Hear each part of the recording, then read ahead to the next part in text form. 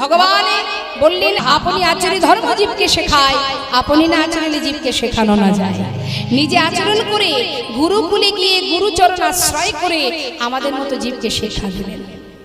জানি তাই এখানে যে মায়েরা আছেন একবার বলুন, গুরু দীক্ষা শিক্ষা হয়েছে আপনাদের? একটা হয়েছে আর একটা হয় নাই। আর কবে হবে? আপনি কি জানেন যে আপনি এখন আছেন, একটু পরে থাকবেন?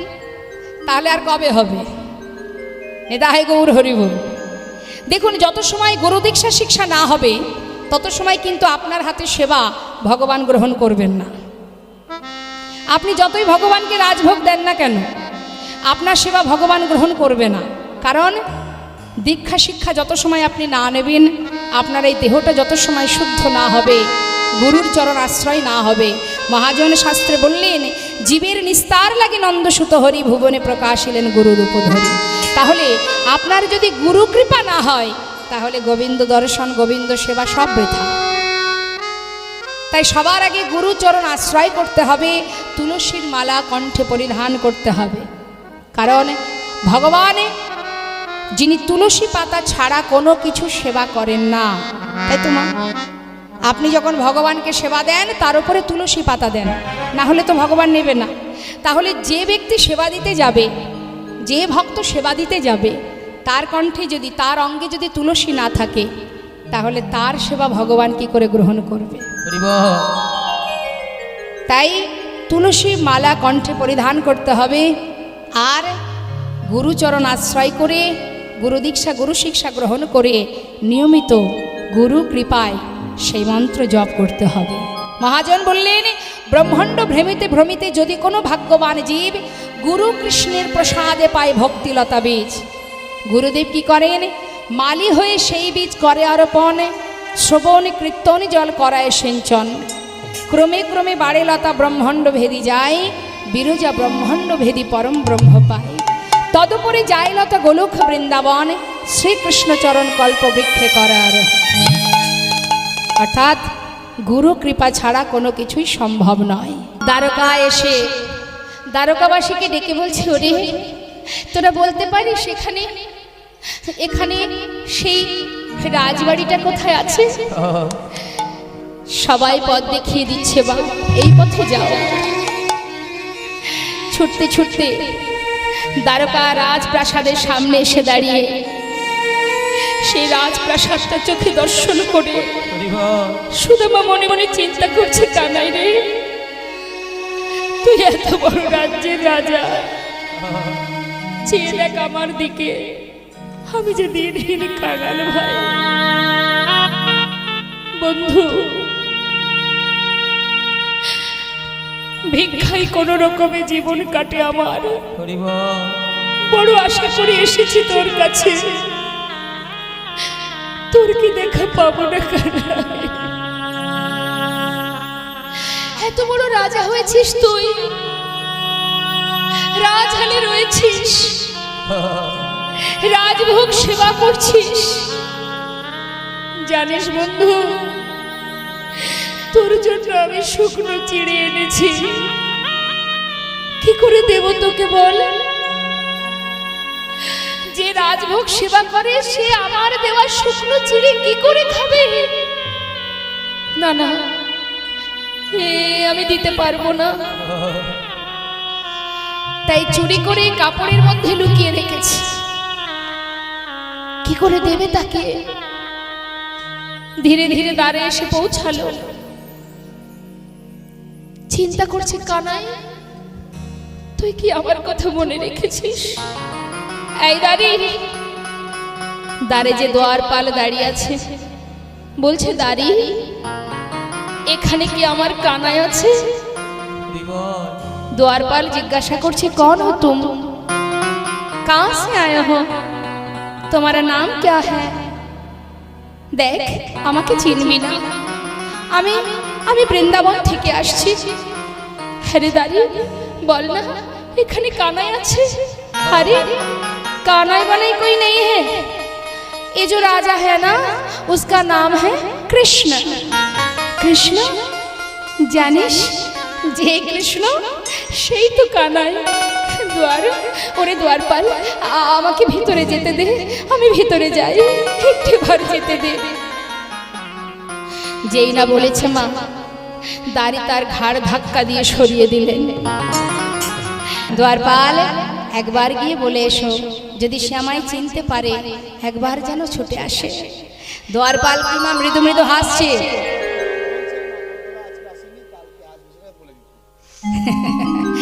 জয় রাধে জয় রাধে। আস্তে আস্তে। আচ্ছা যাই হোক, একটা কথা আগে থেকে বলে দিই, সেটা হচ্ছে এই মেলার মধ্যে যে নাগরদোলনা এখনো আজ আসেনি, কাল আসবে। আপনারা যদি দুলতে চান কাল থেকে দুলতে পারবেন। তাই জয় রাধা।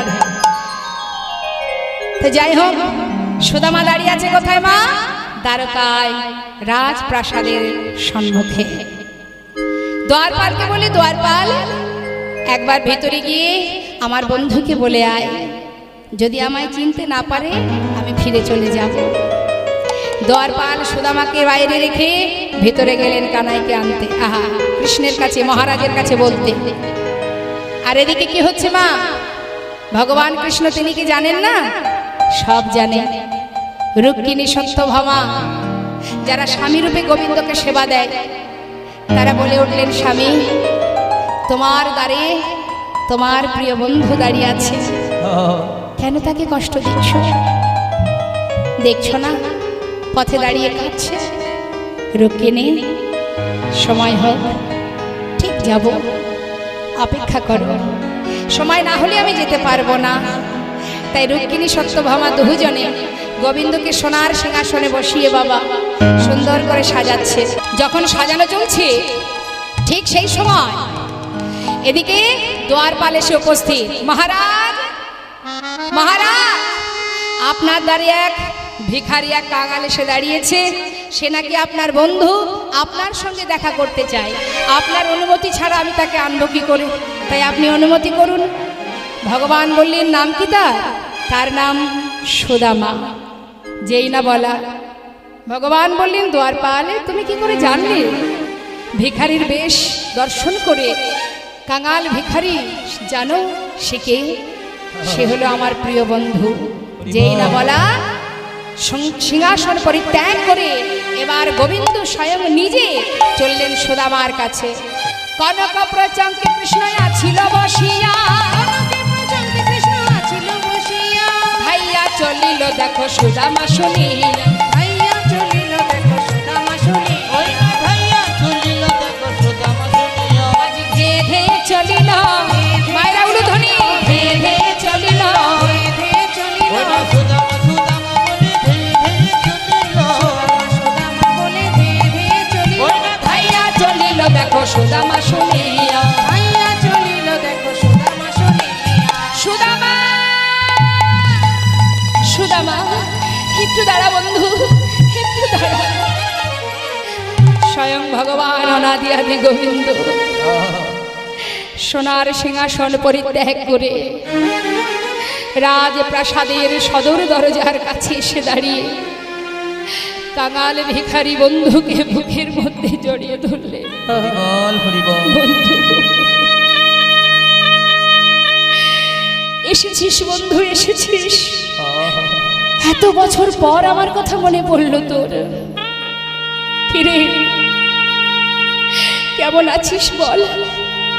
সুদামা বলছে, কানাই এমন রাজা হয়ে আমাকে কেন জড়িয়ে ধরলি?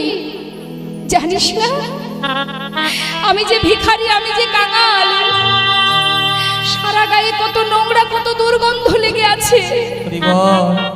আমাকে জড়িয়ে ধরলে তুই ছেড়ে দে, আমার অঙ্গের নোংরা তোর গায়ে লেগে যাবে, ছেড়ে দে বন্ধু, ছেড়ে দে। কানাই বলছি, এত বছর পর তুই এলি, আমি তোকে ছেড়ে দেব? তুই কি বললি সুদামা? বুকের মধ্যে জড়িয়ে ধরে গোবিন্দ কাঁদছে। বন্ধু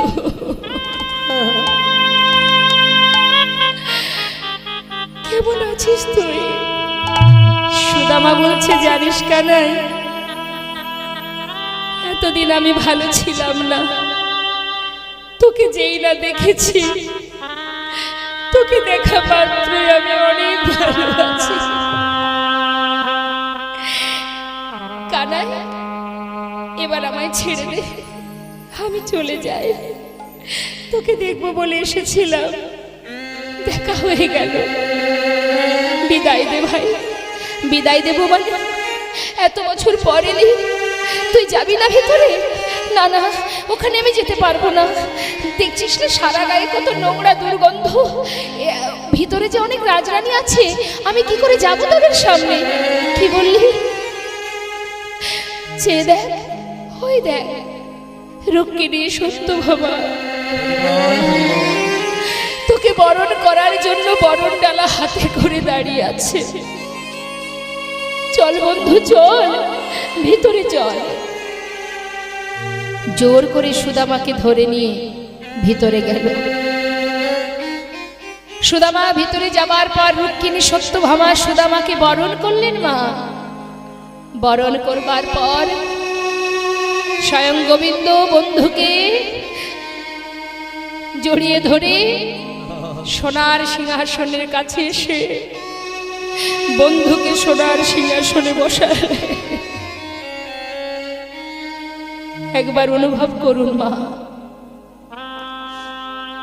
আমাদের একটু যদি অর্থ থাকে, ধন ঐশ্বর্য থাকে,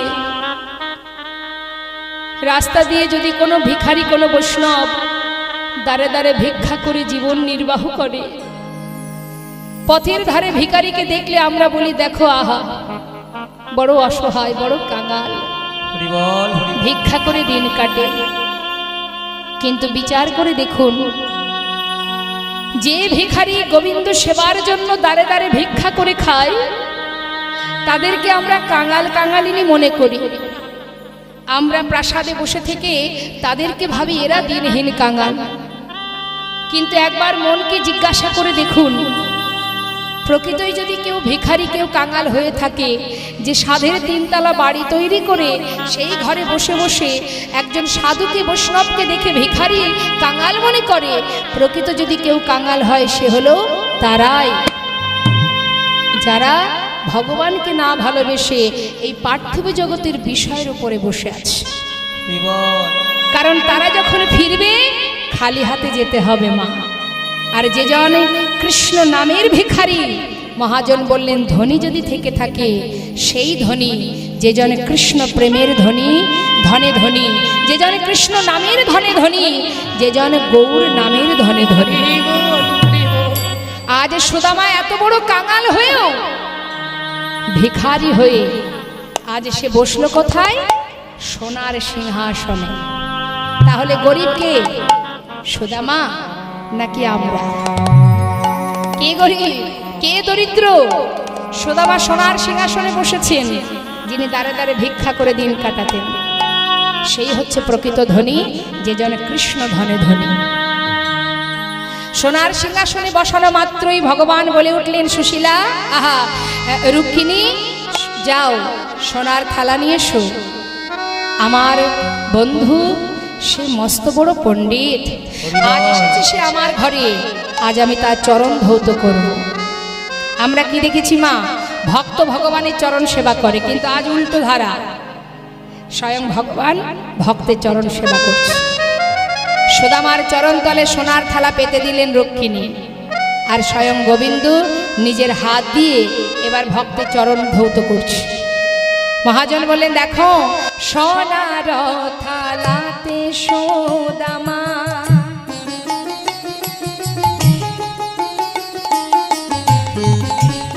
আজ চরণ রাখিল, সোনার থালাতে সুদামা। হরি বল, হরি বল।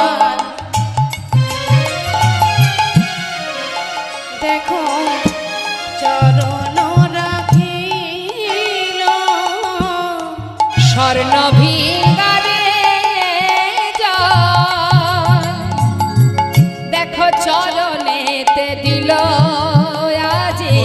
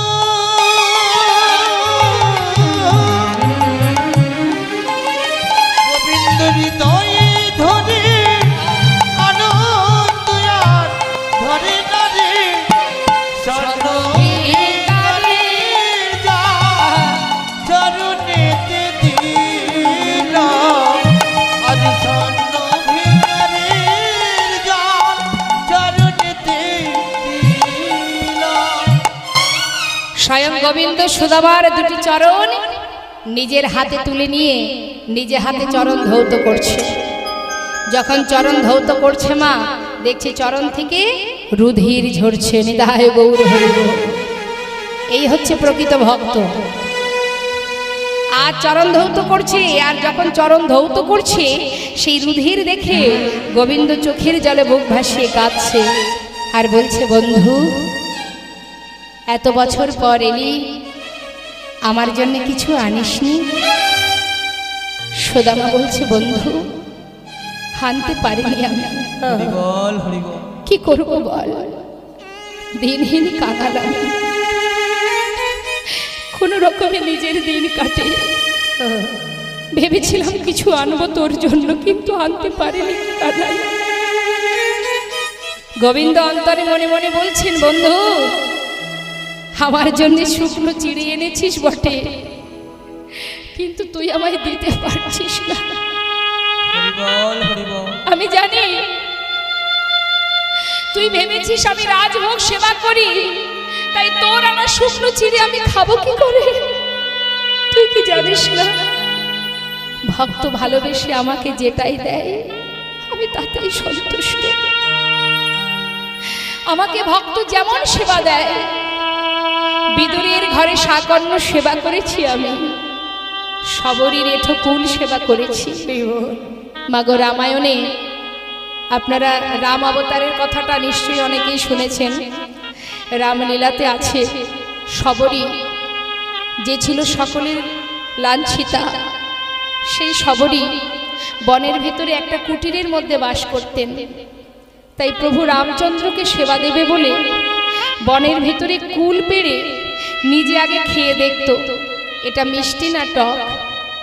যে কুলটা খেতে স্বাদ মানে সুস্বাদু মিষ্টি, অর্ধেকটা খেত আর বাকি এঠো অর্ধেক কুলটা গুছিয়ে রাখত রামকে দেবে বলে। বন থেকে ফুল তুলে রাস্তায় ছিটিয়ে রাখত, কুসুম চয়ন করে ছড়িয়ে রাখত। কেন? রামচন্দ্র যখন আসবে আমার ঘরে যেন তার চরণে এতটুকু ব্যথা না লাগে। ভগবান করুণাময় প্রভু রামচন্দ্র সেই কুঠিরে প্রবেশ করে শবরীর সেই এঠুকুল সেবা করেছিলেন তিনি। তাই ভক্তি ভরে যেটাই সেবা দেওয়া হয়, যদি ভক্তি ভরে দেওয়া হয় ভগবান তাতেই সন্তুষ্ট হলেও। তাই বলছে সুদামা মনে মনে বলছে, তুই যখন আমায় দিলি না, আমি সময় মতো তোর আনা সেই শুকনো চিড়ে আমি ঠিক সেবা করে নেব। মুখে কোনো কথা না বলে কিছু সময় বিশ্রাম করবার পর স্নান করিয়ে শুদ্ধ বসন পরিয়ে সুদামাকে রাজভোগ সেবা দিলেন। সুদামার সেবা করার পর কৃষ্ণের ওই রাজমহলে শয়ন মন্দিরে গোবিন্দ নিয়ে গেলেন সুদামাকে। শয়নে গেলেন সুদামা, ঘুমিয়ে পড়লেন। ঠিক মধ্যরাত, সকলে ঘুমাচ্ছে প্রাসাদে। নির্জন সময় বুঝে বিশ্ব ব্রহ্মাণ্ডের মালিক বাঞ্ছা কল্পতরু ভগবান এক পা দু পা করে সুদামার শয়ন মন্দিরে প্রবেশ করলেন। যেখানে সুদামা শুয়ে আছে ধীরে ধীরে তার পাশে গিয়ে সুদামার চরণের পাশে বসে বন্ধু সুদামার চরণ দুটি নিজের হাত দিয়ে সেবা করছে। কেন? আমার বন্ধু কত পথ হেঁটে এসেছে, না জানি চরণে কত ব্যথা হয়েছে। যদি একটু চরণ সেবা করি একটু ভালো করে ঘুমাবে। তাই ভগবান আজ ভক্তের চরণ সেবা করছে। চরণ সেবা করতে করতে হঠাৎ দেখছে চরণ তলে কত কাটা ফুটে আছে। চোখের জলে মুখ ভাসিয়ে কাঁদছে গোবিন্দ, আর মনে মনে বলছে, বন্ধু হরিবল হরিবল, তোর কি অবস্থা হয়েছে বন্ধু? আমার কথা ভাবতে ভাবতে নিজের চরণে এত কাটা ফুটে আছে, সেটাও তোর কোনো লক্ষ্য নেই। এত ভালোবাসিস তুই, কিন্তু আমি কি করব? কাঁটাগুলো পরিষ্কার না করলে বন্ধু থাকবে কেমন করে? একে একে কাঁটা পরিষ্কার করছে মা, আবার লক্ষ্য রেখেছে পাছে বন্ধুর ঘুমটা ভেঙে না যায়। স্বয়ং গোবিন্দ আমার ভক্তাধীন ভগবান, ভক্ত চরণে তিনি যুগে যুগে দাস হয়ে পড়ে থাকেন। আজ প্রভু নিজে হাতে সেই কাঁটা পরিষ্কার করছে।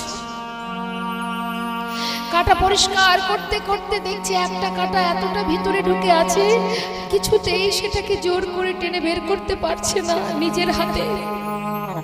কি করে বের করবে কিছু মাথায় আনতে পারছে না। হঠাৎ চিন্তা করলেন, না না, এই কাঁটাটা যদি বেরই করতে হয়, হাত দিয়ে তো বের করতে পারছে না মা। তাই তাড়াতাড়ি করে নিজের বদনটা চরণতলে নিয়ে গিয়ে, সুদামার চরণতলে নিজের বদনে নিয়ে নিজের দাঁত দিয়ে সেই কাঁটাটা ধরে জোর করে যেই না বের করেছে, সুদামার চমকে উঠেছে। আর যখনই চমকে উঠেছে, সুদামার যে কাপড়ের মধ্যে লোকানো সেই চিড়ের পুটলিটা সেটা নিচে পড়ে গেছে। গোবিন্দ বলছে, বন্ধু এর মধ্যে কি আছে কই দেখি। হাতে করে তুলে যেই না খুলেছে, হঠাৎ সুদামা বলছে, কানাই কানাই আমায় ফিরিয়ে দে ভাই, ফিরিয়ে দে। দেখ এটা তুই খুলিস না, আমাকে দে বলছি, তুই আমার কাছে ফিরিয়ে দে, খুলিস না কানাই। আরে কি এনেছিস দেখি। খুলে দেখছে তার মধ্যে শুকনো চিড়ে। সুদামা, তুই আমার জন্য চিড়ে এনেছিলি, আমায় দিলি না। এ তুই কি করলি বন্ধু? তুই ঠিক করেছিস। জানিস প্রতিদিন না ক্ষীর সর ননি মাখন খেতে খেতে আমার মুখে আর কোনো স্বাদ নেই। আজ যে তুই চিড়ে এনেছিস, আমি একটু চিড়ে সেবা করব, একটু শান্তি পেতে চাই। ওরে ওই ক্ষীর সর আর ভালো লাগছে না রে, আজ একটু স্বাদটা পাল্টাবো। ঠিক করেছিস। এই না হলে বন্ধু দাঁড়া, যেই না চিড়ে মুখে দিতে যাবে মা, হঠাৎ দেখছে চিড়েগুলো সব ভিজে। কি রে, চিড়েগুলো ভিজিয়ে এনেছিস? ঠিক করেছিস। আমি বুঝেছি, তুই এটা ভেবেছিস শুকনো চিড়ে আমি খাবো কি করে, নিশ্চয়ই আমার মুখে ব্যথা লাগবে, তাই তুই বুদ্ধি করে চিড়েগুলো ভিজিয়ে এনেছিস। আরে এই না হলে বন্ধুত্ব। ঠিক করেছিস ভাই। এমন সময় সুদামা বলছে, কানাই আমি তো চিড়ে ভিজিয়ে আনিনি, তাহলে ভিজলো কি করে? কানাই পথে আসতে আসতে তোর কথা চিন্তা করতে করতে আমার চোখের জলে চিড়ে ভিজে গিয়েছে।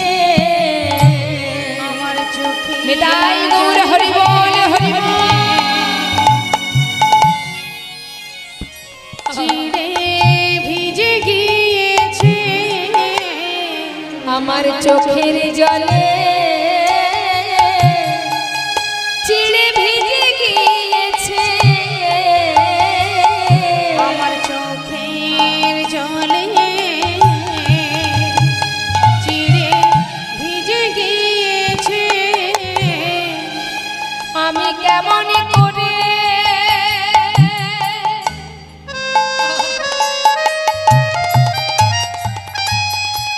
ওরে কানাই রে,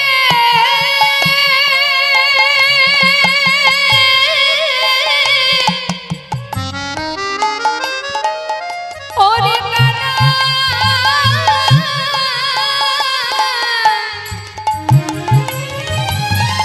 কেমন করে আমি দেব বাদনে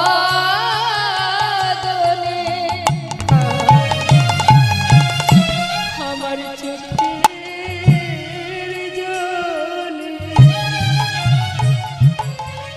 চিড়ে ভিজে গিয়েছে। আমি কেমন করে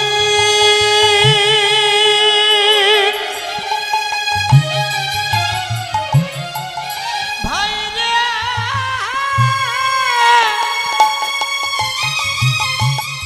আমি দেব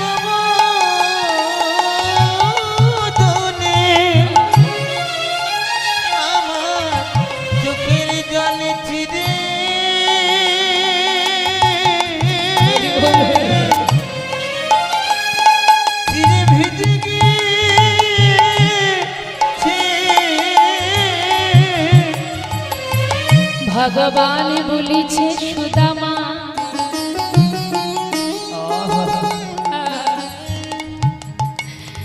এ জগতে সবাই আমাকে ক্ষীর সরে ননি সেবা দেয়, কিন্তু এমন করে চোখের জলে ভিজানো চিড়ি কেউ দেয় না।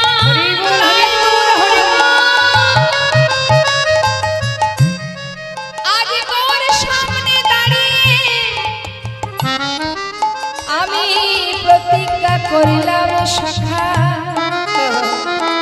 কি প্রতিজ্ঞা করলো মা? যে চিড়ে তুই দিতে দ্বিধা করছিস, যে চিড়ে তুই আমাকে দিতে পারছিস না, আগত কলি যুগে আমি নদিয়ায় গিয়ে গৌর হব। এই তোর সামনে দাঁড়িয়ে আমি প্রতিজ্ঞা করিলাম, যদি কোনো জীব, যদি কোনো কাঙালিনী, যদি কোনো রাজা বা কোনো মন্ত্রী যদি আমায় সেবা দিতে চায়,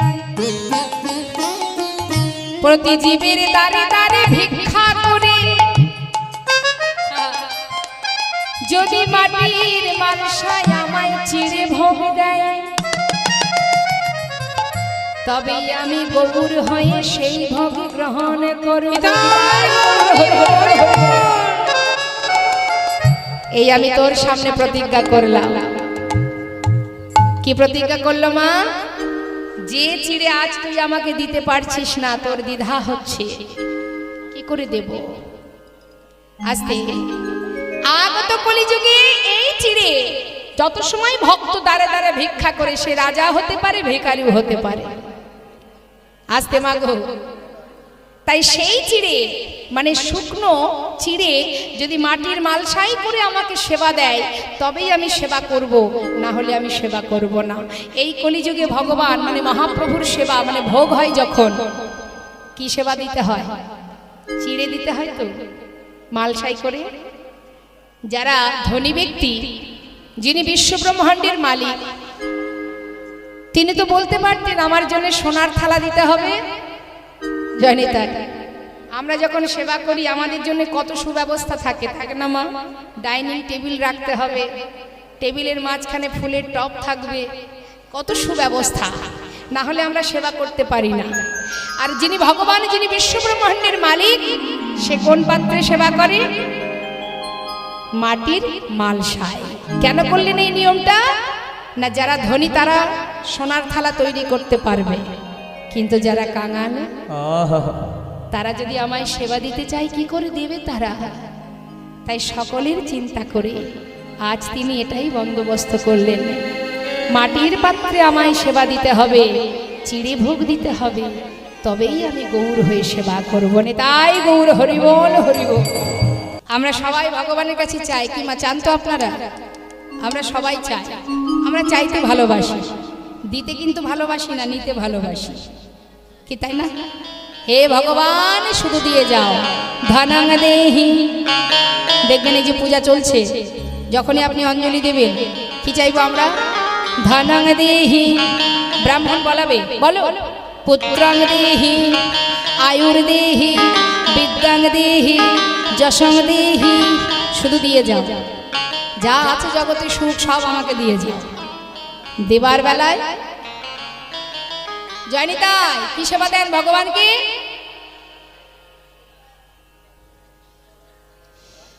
ওই দেখুন আমার এক মা পিছন থেকে আঙুল তুলে দেখাচ্ছে দুটো নকুল দানা, দেখেছেন? সত্যি কথাটা সোজাসুজি বলে দিয়েছে। চাইবার বেলায় অনেক কিছু, দেবার বেলায় নকুল দানা। 24 ঘন্টার মধ্যে দুটো নকুল দানা বরাদ্দ, খাও খাও না খাও না খাও। হরি বল। তাহলে আমরা কতটা ভালোবাসি